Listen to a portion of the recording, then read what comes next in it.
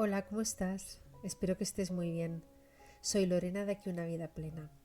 Te doy las gracias, como siempre, por estar aquí, por estar ahora aquí y ahora escuchándome, por estar conmigo en este momento. Y a pesar de que este canal, su propósito principal es darte herramientas para poder vivir esta filosofía de vida llamada mindfulness. He pensado que de vez en cuando te hablaré de cosas que me voy encontrando, temas que voy estudiando, que voy leyendo y que me parecen importantes y que me apetece compartir. Así que hoy voy a compartir contigo un tema quizás un poco controvertido y bueno, estoy segura de que va a ser interesante. Voy a hacerte una pequeña introducción sobre el tema y luego te voy a continuar contándote un cuento. Espero que te guste y nada, vamos a ello. El tema de hoy es que todo ser humano es esencialmente mortal. A pesar de que la enfermedad y de que la muerte forman parte de la existencia humana, lo habitual actualmente es que eludamos hablar del tema. Nuestra cultura actual, nuestra manera de vivir socialmente hoy, fomenta esta actitud evasiva. Pero no siempre ha sido así. La actitud del ser humano ante la muerte ha ido cambiando a lo largo de los años. Como sabes, por todos es sabido que en un acto de piedad los médicos suelen administrar morfina a los enfermos terminales, no solo para aliviar el dolor, sino para sedar a esas personas que se encuentran a las puertas de la muerte. Esta manera de actuar por parte de los médicos puede ser psicológicamente contraproducente, puesto que este acto de entrada piadoso, un acto de piedad, como te decía antes, implica deportar la enfermedad y la muerte. Y la enfermedad y la muerte es algo que verdaderamente forma parte del ser humano y de nuestra propia existencia. Quizás podríamos reflexionar sobre si se está impidiendo, ¿no?, a la persona que en los últimos momentos de su existencia pueda dar sentido, pueda dar significado a su vida, pueda hacer un balance del pasado y de relativizar su paso por el mundo, incluso de poder llegar a darse cuenta de profundos cambios, unos cambios enriquecedores antes de morir, a causa, por ejemplo, de una larga enfermedad, quién sabe. En uno de sus libros, la psiquiatra y escritora Elizabeth Kubler-Ross preguntaba lo siguiente: si no fuera por la muerte, ¿valoraríamos acaso la vida? En esta misma línea, el también psiquiatra Irving Yalom afirmaba que el hecho de ver la muerte acechándonos nos puede verdaderamente destruir, pero también, ¿por qué no?, el hecho de aceptar que somos seres finitos, esa idea nos puede ayudar a vivir de una forma más plena. Tal como dijo este mismo psiquiatra en el año 84, la conciencia de muerte debe catalizar nuestras vivencias en vez de paralizarlas. Y es que te cuento todo esto porque estos días he estado revisando un artículo que se llama Ansiedad y actitudes ante la muerte. Este artículo es una publicación en la revista Pensamientos Psicológicos, donde se revisa la literatura científica respecto a las actitudes de los profesionales que se encuentran en unidades de cuidados paliativos. Por si te interesa buscarlo, el autor es Jorge Grau, Ávalo y varios colaboradores más. Y además, investigando y leyendo sobre esto, llegó a mis manos un breve cuento del del psicoterapeuta Josu Capdevila, psicólogo especializado en el acompañamiento de personas en el final de sus vidas. También es experto en crecimiento personal, es escritor y es formador. Y este cuento tiene unos cuantos años, fue premiado en 2011 y se llama La muerte del Aitachi Juan Miguel. Creo que lo he pronunciado bien. Aitachi significa abuelo en vasco. De hecho, escucharás a lo largo del cuento, escucharás varias palabras vascas, respetando el relato tal como es, el relato real de este cuento, pero no te preocupes porque no impiden en absoluto la comprensión del cuento. De hecho, también te diré que puede que te extrañe situarte un poco al principio, puesto que la voz del relato es la mía, la de una mujer, y voy a leer el cuento en primera persona, dando voz a un hombre anciano. Pero bueno, no obstante, estoy segura de que vas a poder fluir con el relato perfectamente. Este cuento se trata de un relato intimista de un anciano inválido que vive con su familia y en el que va descubriendo y analizando su vida pasada, su presente y el convencimiento de su propio final, sin temor y con total aceptación. Así que nada, si te parece, vamos a ello. La muerte del Aitachi Juan Miguel. Suelo permanecer muchas horas al día junto a la lumbre. Se me pasan las horas y los días volando. A veces incluso creo que soy la propia lumbre. Decir que me siento como vacío quizás pueda sonar mal o depresivo, pero lo cierto es que nunca me he sentido bien. No deseo nada, no añoro nada, tan solo estoy. Otras veces, en los meses más cálidos, me dejan sentado en la mecedora junto a la ventana y me muevo tan imperceptiblemente que creo que nadie se da cuenta de que me estoy meciendo.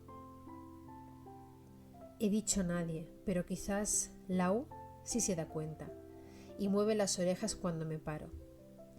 Lau es un perro que lleva conmigo 20 años y me ayudaba con el ganado, lo mismo que me ayudó su madre. No hay mucho que mirar a través de esa ventana, excepto la fuente que está justo enfrente a la casa con sus 3 caños, de los que brotan agua fresca que viene directamente de un manantial del puerto, a 2 o 3 kilómetros del pueblo, monte arriba. La calle es solitaria, siempre pasan los mismos. ¿Y quiénes iban a pasar?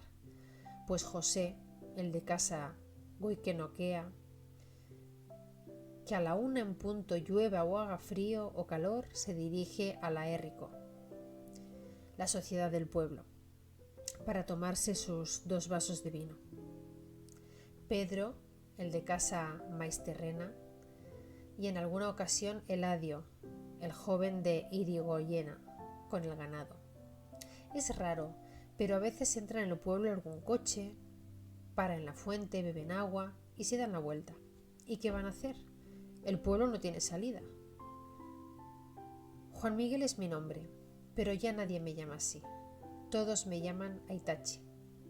Me suena mejor ya que Juan Miguel solo me sonaba bien cuando me llamaba mi mujer Aurora.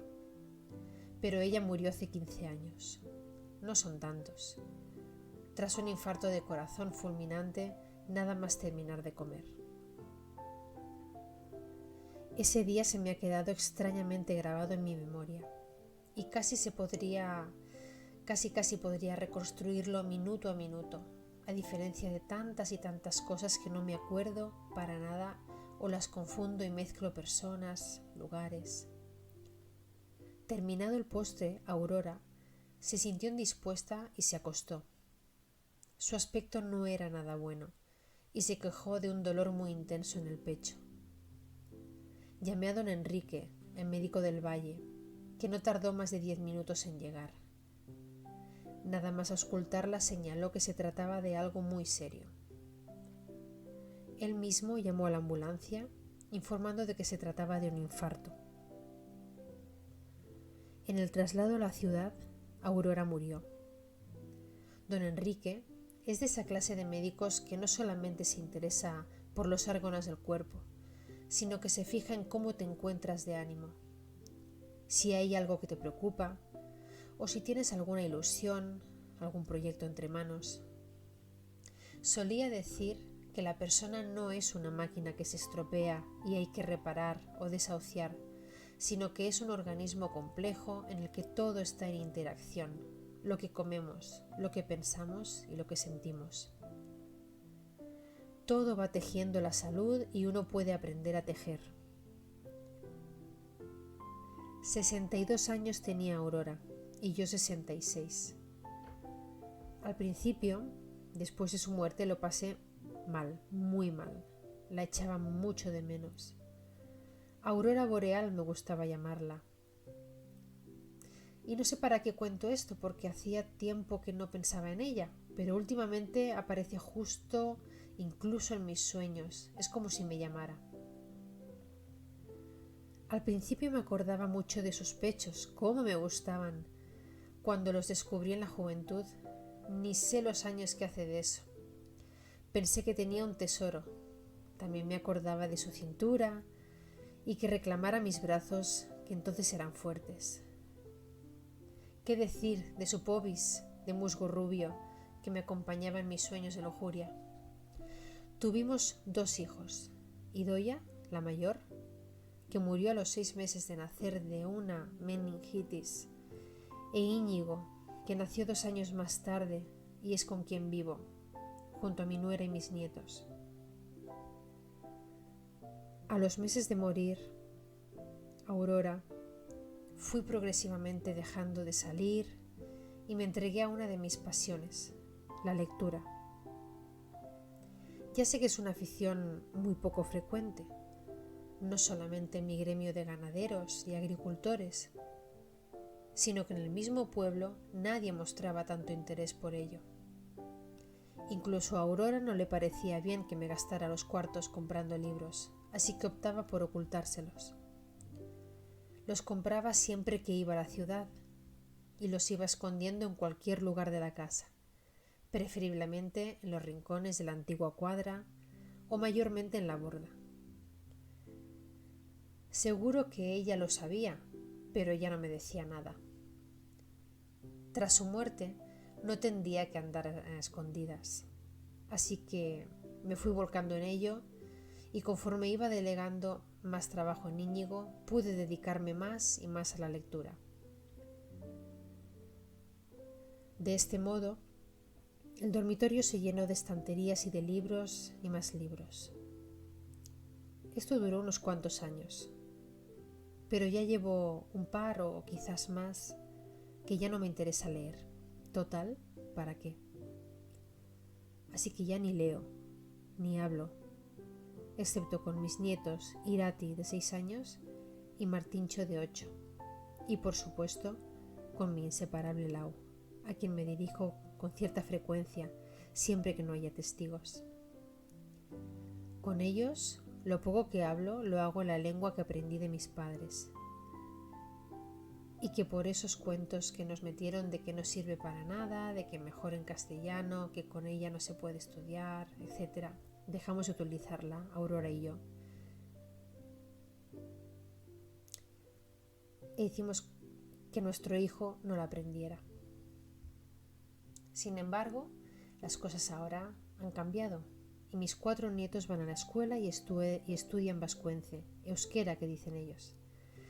Me gusta cuando llegan a la escuela por las tardes y suben las escaleras corriendo y vienen a darme un beso y me preguntan antes de dármelo, Aitachi, ¿esnatu zaude? ¿Qué significa, abuelo, ¿estás despierto?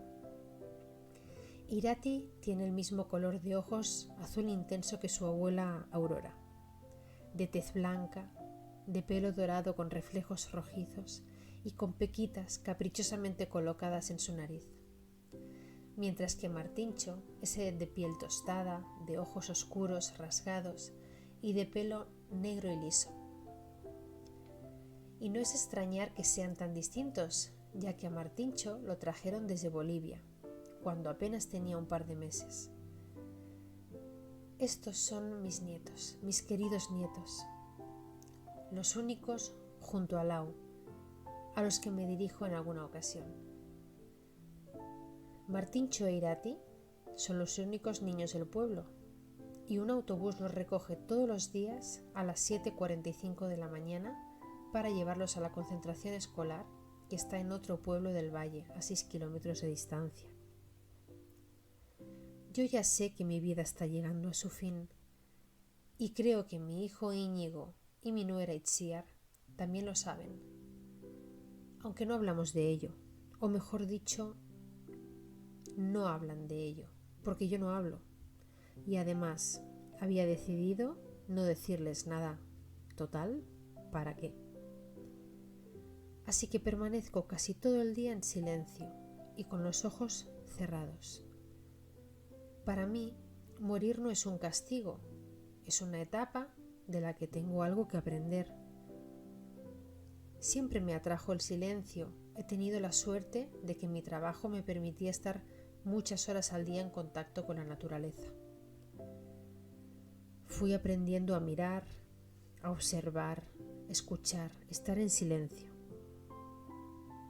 A veces ocurría que mientras me quedaba observando una cardelina y escuchando su canto, pongamos por caso, tenía una extraña sensación de bienestar y de plenitud en la que solo estaba el pajarillo, sus colores y su canto.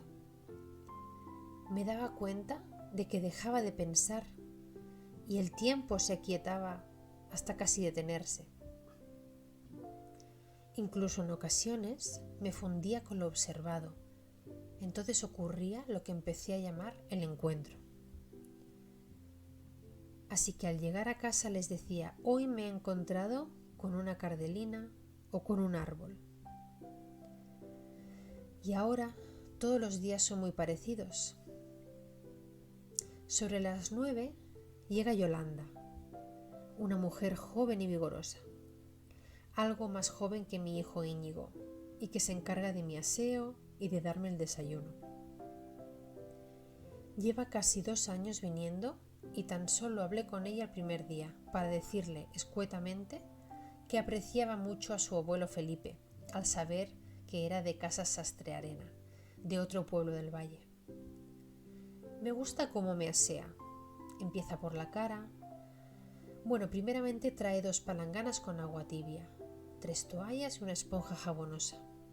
Me gusta el olor de ese jabón. Después de la cara y de secármela, es tiempo de brazos y manos. Me deleita que me lave las manos y yo dejarme. Después viene la espalda, los glúteos, la comisura anal, que me agrada, un trabajo minucioso, rápido y eficaz. Por delante, con la misma naturalidad, limpia mi pecho, mis piernas, pies y mis pelotas jubiladas. Cuando pasa la esponja húmeda por los testículos, siento que eso me hace bien, aunque no aspiro a resucitar aquella firmeza de antaño. Este ritual diario, que apenas dura 10 minutos, se altera los viernes, que es el día del afeitado admirable. Un afeitado con la maquinilla. Todo ello lo hace en la cama con una precisión y una maestría admirable. Yo estoy muy agradecido y muy satisfecho con su trabajo, y aunque nunca se lo he manifestado, estoy seguro que ella lo sabe. Sin embargo, Pili, la que le sustituye los fines de semana y las vacaciones, no muestra ningún miramiento por estos escombros que se resisten a su ruina en lo que se ha convertido mi cuerpo, y tiene una forma de secar mis vergüenzas que la temo, ya que las agarra y aprieta de la misma manera que agarra el pie o agarra la rodilla, y definitivamente no es lo mismo. Además, no calla. Habla y habla sin decir nada, es puro ruido lo que emite. En cambio, Yolanda es mi principal informadora. Aitachi, ¿ya se enteró de que prendió la chimenea de la casa a Pecinecoquea? Menudo susto se dieron. Y no es tanto lo que hizo el fuego como el destrozo que ocasionaron los bomberos. Otro día hacía referencia a los prados. Como no llueva, no sé qué va a ser. El ganado en el puerto no tiene que comer. Otras veces era sobre el campeonato de pelota, o el terremoto en Chile, o la guerra en Afganistán. Y aunque yo no le digo nada, me gusta que me tenga al día. En los libros he aprendido muchas cosas, pero quizás lo que más me está sirviendo es a estar tranquilo y respirar profundamente desde el bajo vientre, sin intención alguna, y así estar sereno, lúcido y abierto. Ahora tengo ganas de irme. No me voy a quitar la vida, pero no hay nada más seguro que querer morir. Eso siempre lo supe. Uno muere cuando realmente quiere morir y se entrega, sin pelea, ni estridencias que tanto me molestan. Será hoy o mañana o quizás pasado, no mucho más. Soy consciente de que a mi hijo y a mi nuera les dolerá mi ausencia. Creo que ya se habían acostumbrado a mi presencia, pero también creo que sentirán cierto alivio. Y además no les voy a dar ninguna guerra. Quizás ni se den cuenta, o tan solo cuando falten 5 minutos y me cojan de la mano, pero yo no les diré ni mu. Si acaso miraré a mis nietos, Martincho e Irati, y les diré sin palabras, agur, no tengáis miedo, y me iré.